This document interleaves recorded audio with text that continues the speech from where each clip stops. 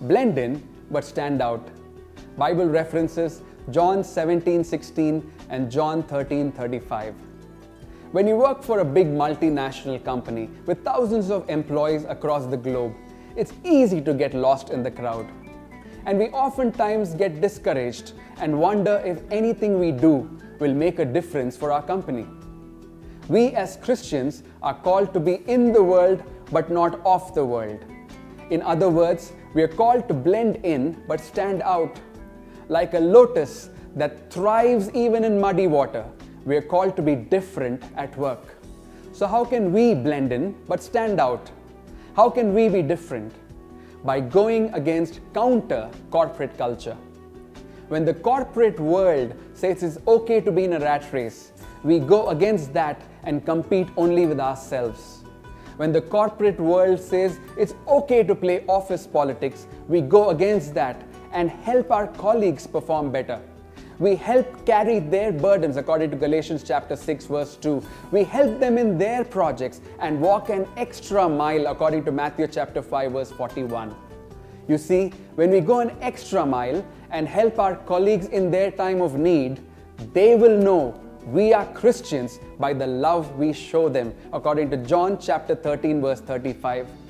When we show kindness to the security guard at office, the cleaning staff, be generous with our colleagues, they will know that we truly care for them and we stand out in the process.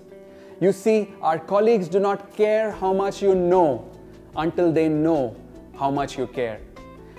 We are called to leave a legacy of generosity according to Matthew chapter 5 verse 42 and Proverbs 3:27 in our corporate offices. Generosity with our words, our smile, our finances, our work, our time, and in our actions. When my colleague's family passed away in a tragic fire accident a few years ago, I immediately dropped all office work and went to be with him, helping him in multiple ways, big and small. I was technically his boss, but in that moment of his pain, my job was only to serve him. So I removed my suit and tie and took the lead to serve. Seeing me, my colleagues did the same. This started a mini love revolution that changed the dynamics of the whole team in my office. We weren't colleagues anymore, we were family. I am convinced that the only evangelism that we are allowed to do and preach in most secular corporate workplaces today, due to corporate HR policy restrictions, is the evangelism of showing God's love in action.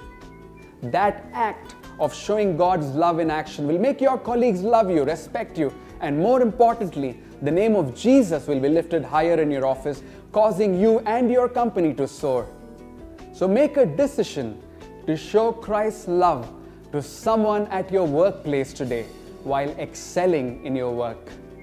That will truly make you blend in but stand out. Stay blessed.